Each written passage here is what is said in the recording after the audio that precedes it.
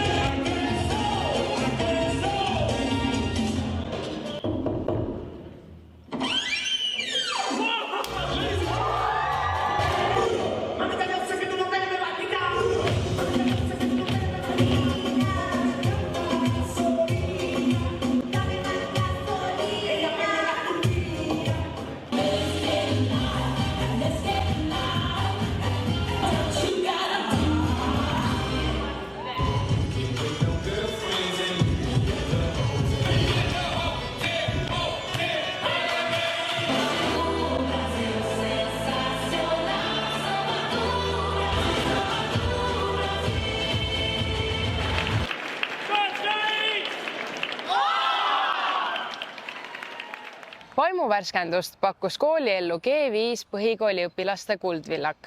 Teemaks vaaria ning meie võistkond jäi sel korral 3. Meie liputoimkond on tegus ja nähtav kõikjal. Osaletakse suurüritustel, mälestustseremooniatel ning koolitatakse teiste koolide lippureid. Nüüd on hea edasi liikuda saavutuste rubriiki. Jätkab Helena. Meie õpilasuurijad esines edukalt teadustööde üleriigilisel konkursil ning kuu alguses toimus Tartus AHA teaduskeskuses lõppvoor, kus osalejatel tuli tutvustada oma uurimustöid posterettekannete abil žürii liikmetele ja külastajatele. Eesti Rahvusraamatukogu eriauhinna pälvis 12. klassi õpilane Ida-Leen Katvel tööga tekstirobot ChatGPT 3.5 loodud isamaalise luule analüüsi eest. Lisaks ka rahaline preemia. Noorte vabama eriauhinnaga tunnustati samuti 12. klassi õpilast Marta-Maria Roosimägi tööga 1941. aastal küüditatud perekonnaelu Siberis ja tagasitulek Eestisse perekond Kala näitele eest.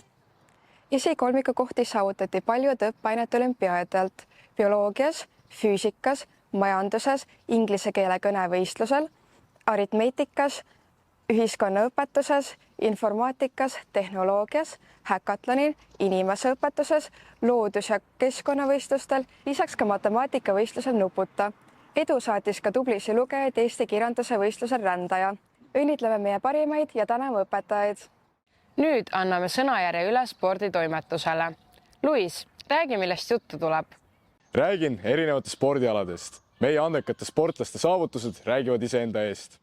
Alustame medalisaagiga lauatennise meistrivõistlustelt. Põhikoolide arvestuses võidukarikas ja kuldmedal ja gümnaasiumile hõbe. Lisaks pronksmedalid erinevate vanuserühmade arvestuses. Suurepärane. Esimesed kohad tütarlaste rahvastepallis ja kesklinna koolide vaheliselt ujumisvõistluselt. Seda nii 5. kuni 6. kui 6. kuni 7. klasside arvestuses. Teisi kohti saavutati koolinoorte meistrivõistlustelt sulgpallis ja põhikoolide noormeeste korvpallilahingus. 3. kuni 4. klasside poiste rahvastepalli finaalis oli saavutuseks tubli 3. koht. Lisaks meie õpilased tegelevad väljaspool kooli erinevate spordialade ja harrastustega.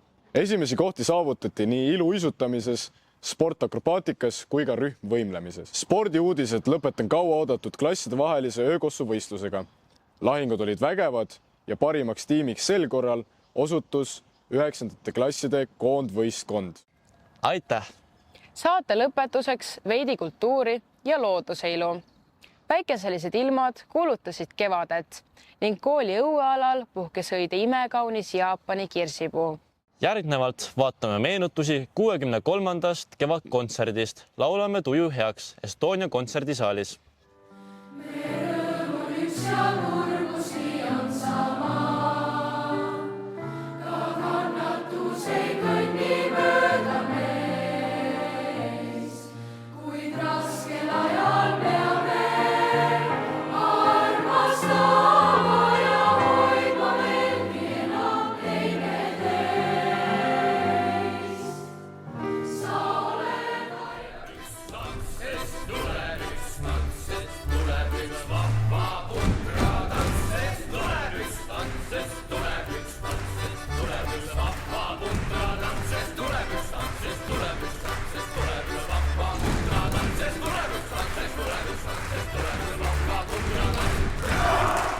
Põhikooli ja gümnaasiumi lõpetajatele soovime edu eksamitel.